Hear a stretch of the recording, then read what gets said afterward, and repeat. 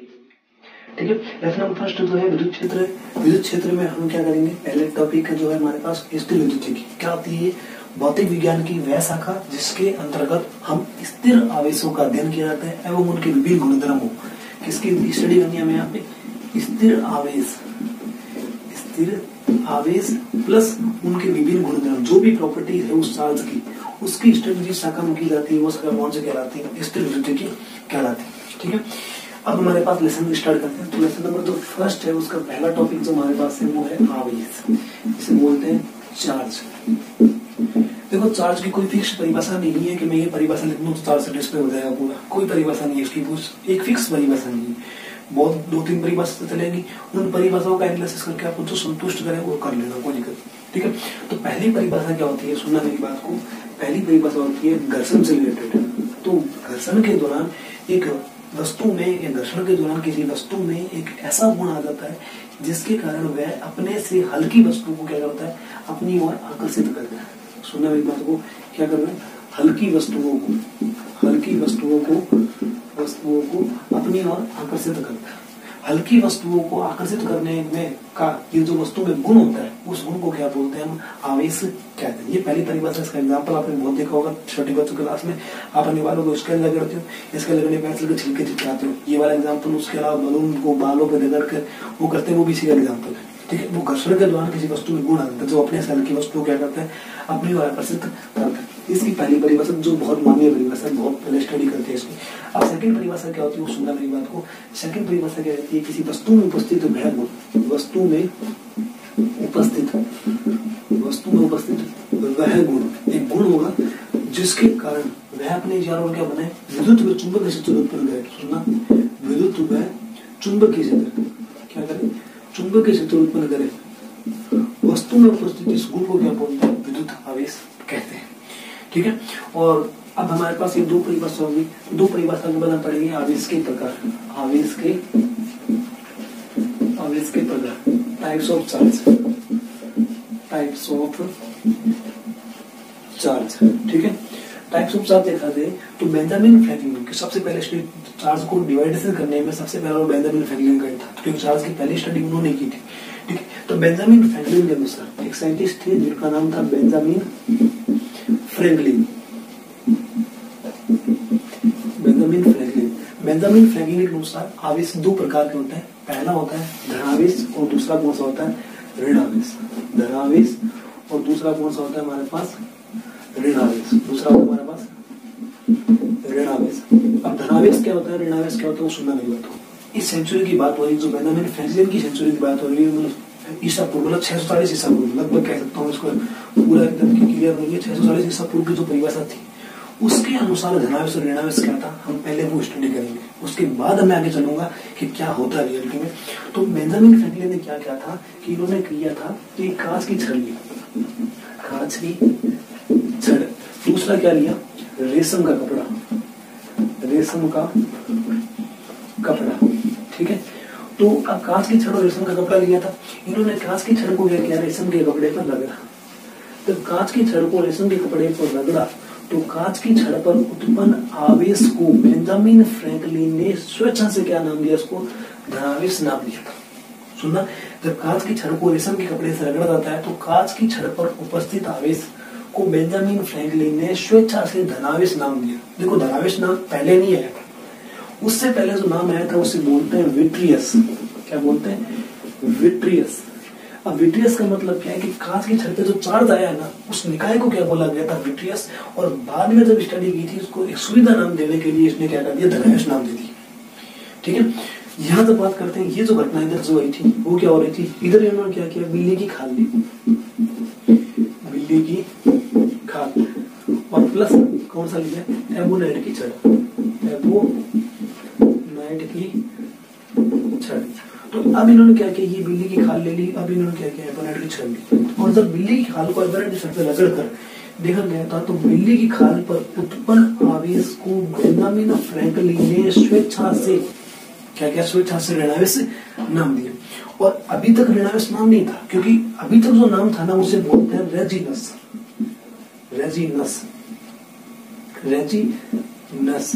ठीक है, तो ये जो नाम था रेजिनस और विट्रियस, पहले चार्ज को इसी नाम से जाना जाता था कि इस पे जो है vitreous that is called resinous, परंतु ये प्रॉपर्टी और भी बॉडी में आने लगी क्योंकि एक्सपेरिमेंट यहाँ तक खत्म नहीं हुआ था। कांच की छड़ और बिजली की खाल ली गई थी, इसके अलावा भी बहुत सारे नाइलॉन की छड़ ली गई थी और बेकेलाइट की छड़ ली गई थी। उस टाइम जो एक्सपेरिमेंट जो उपलब्ध छड़ें थी उनको लेकर के एक्सपेरिमेंट किया गया था। तो इनका देखा था कुछ तो स्ट्रैटिफिक हो रही थी, कुछ रिपल्सिव हो रही थी। इन्होंने कहा विट्रियस और रेजिनस नाम ना देकर के हम इसको एक ऐसा नाम दे जो यूनिवर्सल ट्रूथ हो। इन्होंने इसलिए क्या किया, सुविधा से कह दिया, धनावेश दे दिया, उसको क्या कह दिया, ऋणावेश दे दिया। अब ईसापुरु की बात करते हैं, ईसापुरु चले गए। अब ईसापुरु के बाद हम ईस्वी में आते हैं, मतलब हमारे शताब्दी में। तब इन्होंने क्या कहा था, मतलब आगे जब स्टडी की गई थी तो किसी वस्तु में इलेक्ट्रॉन की कमी धनावेश कहलाती और इलेक्ट्रॉन की अधिकता, सुनना मैं क्या कहना चाह रहा हूं, इलेक्ट्रॉन की अधिकता तो क्या कहलाती है, धनावेश कहलाती, सॉरी ऋणावेश कहलाती है। और इलेक्ट्रॉन की जो कमी होती है, इलेक्ट्रॉन की कमी होती है वो क्या कहलाती है, ऋणावेश कहलाती है। इसके अलावा कुछ टॉपिक्स करते हैं। अब सुनना कि अगर मैं समान परिमाण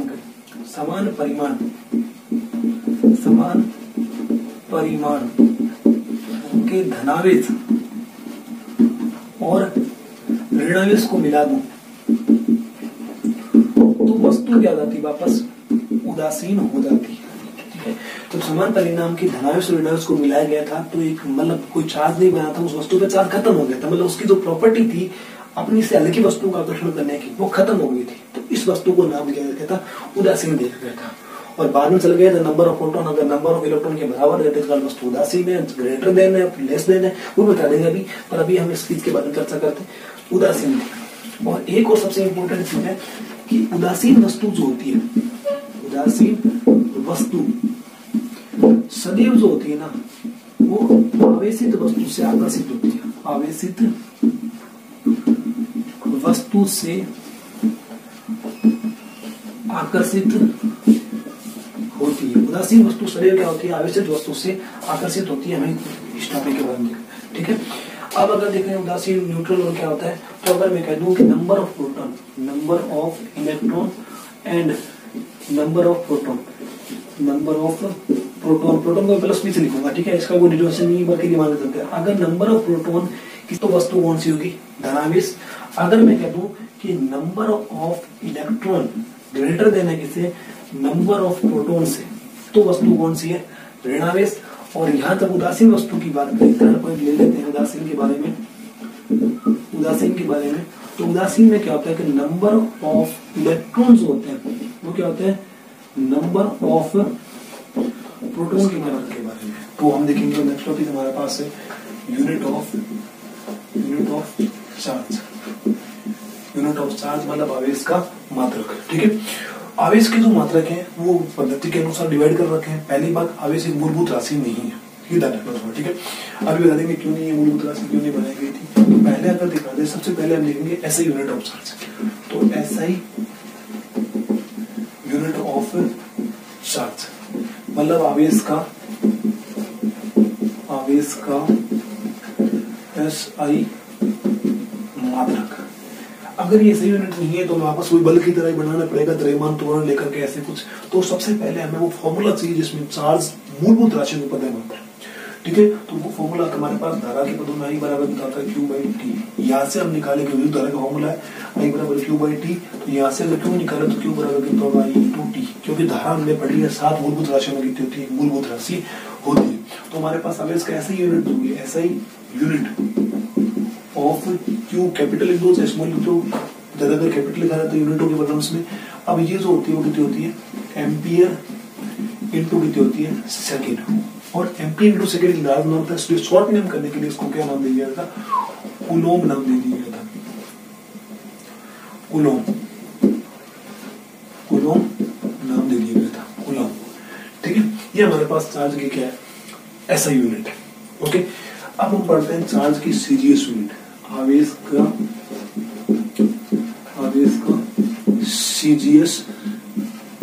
सीजीएस मात्रक। अब ये जो मात्रक है ना वो थोड़ा समझने वाली चीज है। देखो ये चीज समझने वाली थी, वो मैंने कोई दिक्कत नहीं थी, पर ये जैसे चार्ज की जो सीजीएस मात्रक है उसको दो भागों में डिवाइड कर दिया गया था। पहला इलेक्ट्रोस्टैटिक यूनिट और दूसरा कौन सा, इलेक्ट्रोमैग्नेटिक यूनिट। ये जो पार्ट था वो दो भागों में टूटा गया है, इलेक्ट्रोस्टैटिक यूनिट और दूसरा कौन सा हमारे पास, इलेक्ट्रोमैग्नेटिक यूनिट। अब स्थिर विद्युत कहीं बोलते हैं और यह चुंबक में कहीं बोलते हैं। ये क्यों लिया गया था, जहां पर चार्ज रुका हुआ होगा हम उस दौरान सीजीएस पद्धति में मात्रा लेंगे इलेक्ट्रोस्टैटिक यूनिट में, और जहां पे चार्ज गति कर रहा होगा उस दौरान हमें इलेक्ट्रोमैग्नेटिक यूनिट लेनी है। इसको शॉर्ट नेम दिया गया था EMU, इसका शॉर्ट नेम दिया गया था ESU। देखो ESU को जो नाम देते हैं वो हमारे पास स्टेट कूलम भी बोलते हैं। इसको एक नाम क्या होता है, स्टेट कूलम, ठीक है। ये ऐसे बोलते हैं फ्रैंकलिन, क्या बोलते हैं इसको, फ्रैंकलिन, ठीक है। ये इसके नाम होते हैं। और यहाँ पे EMU में देखा जाए तो इस EMU को इलेक्ट्रोमैग्नेटिक यूनिट को बोलते हैं हमारे पास एबी कूलम, ये इसका नाम होता है, ठीक है। जब बात करते हैं कूलम की, ठीक है, तो सीजीएस की इसका एडिशन दिखा देते हैं हमारे पास। तो एक कूलम जो होता है वो कितना होता है, 3 × 10⁹ स्टेट कूलम। क्या होता है, स्टेट कूलम। मैं कूलम को सी लिखूंगा से, ये ऐसे बोल सकते हो, ये इलेक्ट्रोस्टैटिक यूनिट, ये ऐसे बोल सकते हैं फ्रैंकलिन, ठीक है। फ्रैंकलिन को स्मॉल एफ से रिप्रेजेंट, फ्रैंकलिन का रिप्रेजेंट नहीं होता इसलिए पूरा नाम लिखेंगे फ्रैंकलिन, ठीक है। ये हमारे पास इलेक्ट्रोस्टैटिक यूनिट की बारे। इन 4 सेक्टर में जब चार्ज की सीजीएस मात्रक निकालेंगे, कोई भी क्वांटिटी जो चार्ज से बन रही है उसका मात्रक सीजीएस में इसी में लेना है, इसमें नहीं लेना, क्योंकि इलेक्ट्रोमैग्नेटिक यूनिट है, तो चार्ज गति करता है तो उसको यूनिट ली जाती है, वो यूनिट कहलाती है, ओके। अब इलेक्ट्रोमैग्नेटिक यूनिट होती है वो कितनी होती है, एक एबी कूलम्स होता है, एक एबी कूलम जिसे बोलते हैं एक EMU, वो कितना होता है, 10 कूलम के बराबर होता है, कूलम के बराबर होता है, ठीक है। अब जो इलेक्ट्रोस्टैटिक यूनिट है और इलेक्ट्रोमैग्नेटिक यूनिट है, सॉरी इलेक्ट्रोस्टैटिक इलेक्ट्रोमैग्नेटिक, इन दोनों में भी क्या होता है, कोरिलेशन होता है, उसको भी देख लेते हैं। तो यहाँ से हमारे पास एक स्टेट कूलम तो आ चुका है, यहाँ से मैं क्या करता हूँ, एक कूलम निकाल देता हूँ। तो एक कूलम मतलब सी जो होगा वो कितना होगा, 1/10 एबी कूलम होगा। अब देखो ये भी कूलम है और ये भी क्या है, कूलम। अगर मैं क्या करूँ, इन दोनों को मल्टीप्लाई कर दूं, अगर मैं क्या करूँ, इन दोनों को इक्वल करूँ, तो इक्वल करने पर देखो क्या होगा मेरे पास, इक्वल कर दे तो यहाँ से कितना आएगा, 3 × 10⁹ स्टेट कूलम। अगर मैं उसको ये सी लिखूं सीधे के लिए, और यहाँ पे ये कितना हो जाएगा, 1/10 एबी कूलम, ठीक है। तो 1 एबी कूलम जो आएगा, 1 एबी कूलम, वो कितना देगा हमारे पास, 3 × 10⁻10 ESU। ये हमारे पास इन दोनों में क्या आ गया, कोरिलेशन आ गया। फिर से कह देता हूँ, जब चार्ज मूवेबल होगा तो ये यूनिट लेनी है, जब चार्ज रुका हुआ होगा तो हमें ये यूनिट लेनी है। अगर लेते हैं ये रुके हुए चार्ज में तो मेरे हिसाब से कुछ सेटिस्फिकेशन नहीं मिलेगा, क्योंकि जब धारा का मात्रक पढ़ते हैं तो धारा में कहीं ESU नहीं आता, एबी कूलम, एबी एम्पियर आता है जरूर, जिसे बोलते हैं बायोट। तो वो इससे रिलेटेड है ना कि इससे रिलेटेड। मैग्नेटिज्म तो लगने लगाती है तो ये लगाते हैं, स्टैटिक से तब तक कोई दिक्कत नहीं चलेगी, ठीक है। अब ये जो मात्रक है, इसके अलावा भी चार्ज के बहुत मात्रक, दूसरे मात्रक होते हैं, उसके बारे में डिस्कस करते हैं। तो चार्ज का तो प्रायोगिक मात्रक है, प्रायोगिक मात्रक आवेश का, वो होता है कौन सा, एम्पियर इंटू घंटा, एम्पियर इंटू घंटा, जिसे बोलते हैं AH।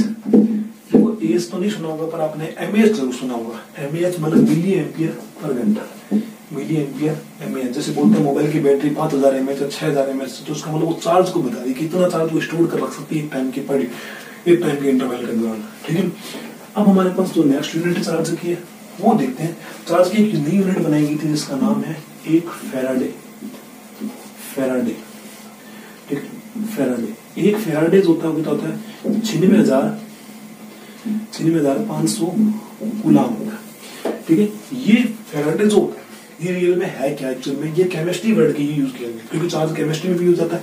तो केमिस्ट्री में यूज करने के लिए हमें फैराडे सुविधाजनक दिया गया था, इसलिए उसने बाद में क्या बना दिया, फैराडे को नहीं यूनिट बना दी। रियल में फैराडे कितना होता है, 1 मोल इलेक्ट्रॉन पे चार्ज, 1 मोल इलेक्ट्रॉनों पर उपस्थित आवेश, ठीक है। ये 1 मोल इलेक्ट्रॉनों पर उपस्थित आवेश होता है। अगर आप करना तो इंटरेस्टेड हो इस चीज के पढ़ने के लिए, तो आप 1 मोल इलेक्ट्रॉन, मतलब 1 मोल में कितने परमाणु होते हैं, 6.023 10 की पावर 30 इंटू ये तो होता है चार्ज देता है इलेक्ट्रॉन पर 1.6 10 की पावर -19 गुना। अगर ये दोनों गुणा कर देंगे तो आपका एग्जैक्ट आंसर कितना आएगा, 96,500 गुना। अगर चार्ज को लंबा करें तो ठीक है, ये शॉर्ट होता है 1.6, इससे आगे भी बहुत कुछ होता है, 1.6202 समथिंग होता है, तो उसको लेकर के करें तो हमारे पास ये आ जाता है। अब देखो ये भी मेरे काम की चीज है, वैसे बोले तो मैं न्यूमेरिकल करूंगा तो ये भी मेरे काम की है, ये तो मोबाइल में कोई काम की नहीं। इन दोनों को थोड़ा फ्री लेसन ध्यान रखना।